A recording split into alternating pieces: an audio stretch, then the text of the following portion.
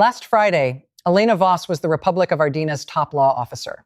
Tonight, President Marcus Hale wants her out of the building and possibly in a holding cell. According to reporting that surfaced Monday, what unfolded behind the sealed doors of the Executive Council chamber wasn't a disagreement over strategy. Sources call it open defiance. Hale's reaction? Loud, instant, and merciless. I've spent 2 days combing through the statements, the leaked briefing notes, the accounts that don't quite line up. What I found is bigger than a firing. Stay with me. First, the 30-second background. Elena Voss, career prosecutor, 14 years in the Central District's corruption unit. Walked away in 2019 to run a boutique defense firm. Represented Hale personally during the Meridian Bank inquiry in 2022.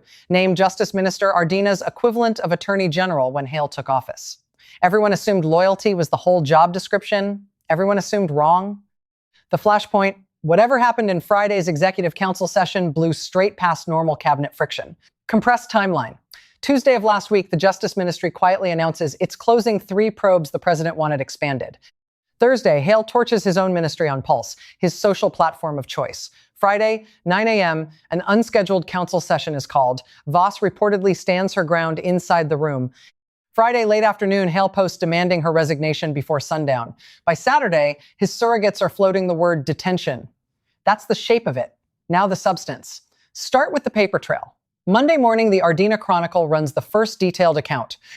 Their sourcing describes the Friday session this way, and I'm reading directly. The Justice Minister flatly rejected a direct instruction from the president, telling him to his face that the order had no basis in Ardenian law. Not my characterization, theirs. Translation: this wasn't a memo war. This was a refusal, spoken out loud, in front of witnesses. And then the National Ledger dropped its own version Monday night, and this is the part that stopped me cold. Their sources say Voss told Hale with 9 council members watching, quote, "I will not sign that order. It criminalizes the bench," end quote. The instruction in question? Hale allegedly wanted the Justice Ministry to launch criminal probes into 5 appellate judges, the same 5 who struck down his emergency powers decree in March.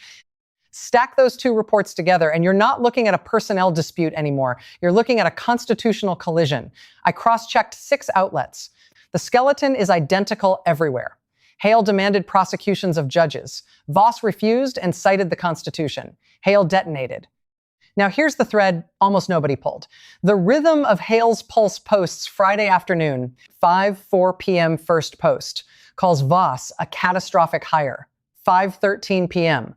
The weakest justice minister in the Republic's history. 5:29 p.m. She should hand in her seal tonight. 5:51 p.m. And this is the one. If she refuses to go, the guard should walk her out in restraints. Betrayal of office is a crime. Read that last one twice. A sitting head of state proposing restraints for his own chief law officer. 9 posts in under 3 hours. Restraints or detention in 3 of them. Traitor in 2. Resign in 7. That's not criticism. That's a demolition campaign. The shockwaves inside the government came fast. By Saturday breakfast, 4 senior Justice Ministry officials had publicly backed Voss. 2 council ministers reportedly phoned Hale, urging him to stand down. The president's own legal office spent the weekend in what one insider called damage triage. Then Capitol Wire got hold of an internal note from Friday's session. In it, Voss is recorded saying, "Mr. President, the ministry does not exist to settle your scores. The bench is not your enemy list, and I will not make it one." Multiple sources confirm the wording. That's not a policy objection. That's a line in the concrete. The presidential palace pushed back Saturday through its spokeswoman. The president holds full constitutional authority over the executive, and every minister is expected to carry out lawful instructions. Catch the load-bearing word lawful, because Voss's entire position is that the instruction wasn't. Sunday brought escalation. Hale loyalists in the Federal Assembly announced draft legislation to let the president dismiss the justice minister without cause, something Ardina's post-junta constitution deliberately made difficult. They know the current law blocks him. They're trying to rewrite the law. And the governing Unity Party, cracking in real time. 14 Unity senators released a joint statement Sunday defending Voss and the firewall between the ministry and the palace. That's 14 members of Hale's own party going public against him. Meanwhile, 26 Unity deputies in the lower chamber signed the opposite letter. The minister serves at the president's pleasure and must execute his mandate. One party, 2 irreconcilable theories of power. Pick your side, because the party already is. Voss herself? One statement, Saturday night, released through the ministry press desk. My oath is to the Charter of the Republic. I intend to keep it for as long as I hold this seal. 22 words. No press conference, no interviews, silence since. If this breakdown is earning its runtime, subscribe because this story is nowhere near done. Okay, deep breath. Because fairness demands we sit with the other side's case, and parts of it are stronger than Voss's supporters want to admit. Hale's defenders start from a simple premise. The Justice Minister is not a fourth branch of government. She's an appointee. The Constitution vests executive power in the presidency, and the ministry sits inside the executive. Full stop. Their second point, if a minister concludes she can't implement the elected leader's program, the honorable move is resignation, not a standoff staged for the cameras. Constitutional lawyer Darius Fenn, a longtime Hale ally, framed it bluntly on Sunday's talk circuit. A minister who auditions for martyrdom instead of tendering her seal isn't principled. She's insubordinate. I don't buy all of that, but I can't dismiss all of it either. And there's history on their side. Every Argentinian president has steered prosecution priorities. President Okafor's government leaned hard into financial crime. Hale's predecessor made narcotics the centerpiece. Directing the ministry's energy is what presidents do. Hale's camp says pursuing judicial corruption is just his version of that. The rebuttal, obviously, these 5 judges didn't take bribes. They ruled against Hale personally. Targeting them looks less like a priority and more like a vendetta wearing a priority's clothes. But the philosophical question underneath is real. Where exactly does direction end and weaponization begin? Smarter people than me disagree. Hale's base reads this whole affair through one lens, the permanent bureaucracy strangling an elected outsider. And they have receipts. In Hale's first 2 years, 3 ministers quit rather than execute his orders. Defense, Interior, now effectively Justice. From inside that worldview, this isn't Voss defending the Constitution. It's the establishment defending itself. There's one more argument worth stating cleanly. If unelected officials can veto presidential instructions whenever they personally judge them unlawful without a court ruling, without the assembly, then, who actually governs? Former Justice Minister Corin Albrecht, no friend of Voss, put it this way. A minister who cannot follow should not stay and obstruct. She should go and let the voters render the verdict. Both things can be true. Voss may be guarding the last firewall in Argentinian democracy, and she may be substituting her judgment for an elected president's in a system that never gave her that veto. The public record only tells us 3 things for certain. Hale demanded the prosecutions. Voss refused. And the Republic has no map for what happens next. Because this didn't erupt from nothing. Rewind 4 months. Voss's confirmation was ugly. Opposition senators warned that Hale's former personal lawyer running the Justice Ministry was a conflict of interest with a business card. Hale himself, weeks earlier, had said publicly he wanted a justice minister who would, his words, fight, not fold, like the last government's lawyers. Then, 11 days after taking the seal, Voss gave her first address to ministry staff. The theme? Independence. Nonpartisan enforcement. We follow evidence, not applause. One former Hale advisor told a Ledger reporter on the record he's going to wish he'd picked someone bendable. Prophetic. Because a pattern emerged. Voss declined to reopen the probe into Hale's election rival, citing 0 new evidence. She refused to fast-track charges against 2 broadcasters Hale despises. She slow-walked a demand to audit the judiciary's expense accounts. Every time, the same 2 justifications: insufficient evidence or constitutional limits. Friday was simply the demand she couldn't slow walk. And honestly, look at her resume. 14 years prosecuting cartels and crooked officials, a career built on the discipline of going where the file leads. You hand that person a seal and expect a political enforcer? That was never going to track. Voss still thinks like a prosecutor. Hale thinks the ministry is part of his campaign apparatus. Those 2 mental models cannot share a government. Now the scene itself. Friday, 9:41 a.m. Here's the reconstruction from people in the room. Hale, mid-session, rises from his chair, points across the table at Voss. 4 words, sign it or leave. The room freezes. Voss reportedly stays seated, says she serves at the president's pleasure, but won't be pressured into breaking her oath. Hale repeats the ultimatum louder. Voss stands, closes her folder, and walks out. Total elapsed confrontation. 47 seconds. That's how fast a republic finds its fault line. But here's the moment everyone missed. While the cameras chased the resignation demand, something happened in the corridor outside. The president's chief counsel intercepted Hale and told him per two sources that under the post-junta statutes, he cannot remove the justice minister without documented cause and assembly notification. Hale's reported reply, "Then we'll make the cause."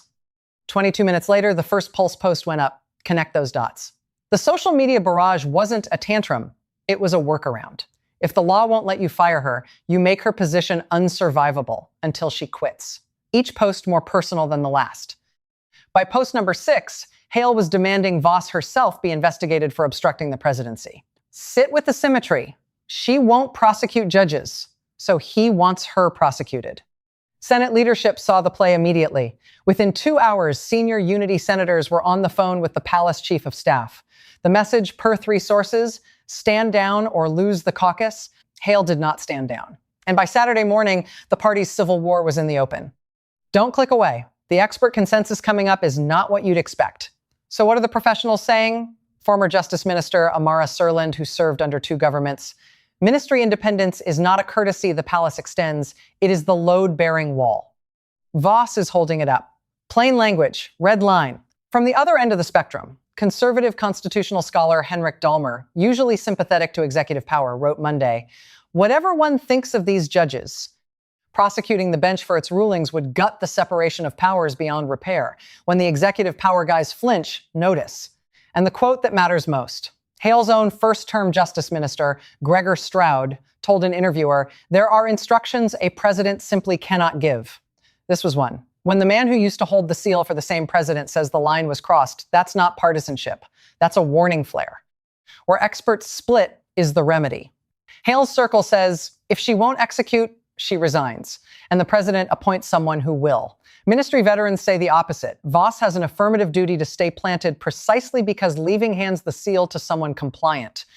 Former Deputy Minister Isolde Brandt distilled it. Her oath runs to the charter first and the appointing president second. She has the order of operations right.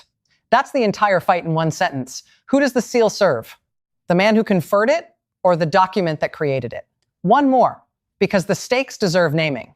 Retired Chief Justice Emil Varga, in a rare public statement, using the ministry against judges for their judgments is, under our charter, an impeachable corruption of office.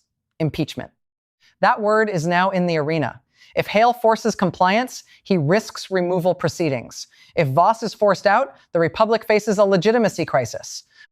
Every expert I reviewed across the spectrum lands on the same bleak consensus. There is no exit where everyone walks away intact. Former Solicitor of the Republic Nadia Kessler called it a live-fire stress test of every norm we assumed was self-enforcing. That's exactly what you're watching. If this is useful, tap like. It genuinely moves the needle. Now, why should you, personally, care about a palace fight in a fictional republic? Same reason the pattern matters anywhere. Because when an executive can threaten judges with prosecution for their rulings, judicial independence doesn't erode slowly. It snaps. Think it through.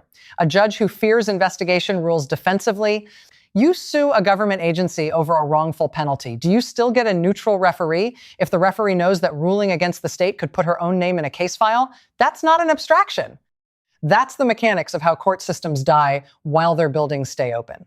Run the small-scale version. You contest a tax assessment. The judge finds for you. Under the precedent Hale is trying to set, could that judge be probed for bias against the executive? Sounds paranoid until it's policy. Precedents don't stay in their lane. If one president can do it, every successor inherits the weapon. Who feels it first? Ardina's 412 sitting judges, every one of them recalculating tonight. The 31 with active cases touching the Hale government most of all. Then it cascades. Defensive rulings, deference to power, and eventually a citizenry that stops bothering to sue the state at all. Whether you love Hale or loathe him, an intimidated bench protects no one, including, someday, his own supporters. The uncomfortable sentence nobody wants to say on camera. If Hale forces Voss out and installs someone who signs the order, that's not hardball. That's the textbook definition of captured justice. Not rhetoric taxonomy. So how has Voss played it since Friday?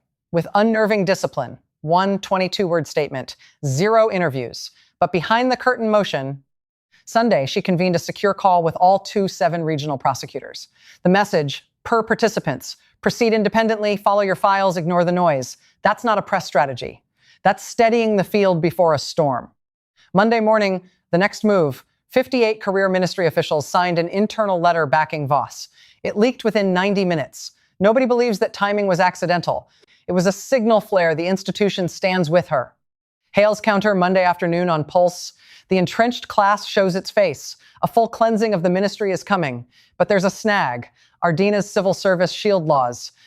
Career officials can't be purged for political alignment without tribunal review. Every firing means a hearing. Every hearing means testimony. Every testimony means headlines. The math works against him.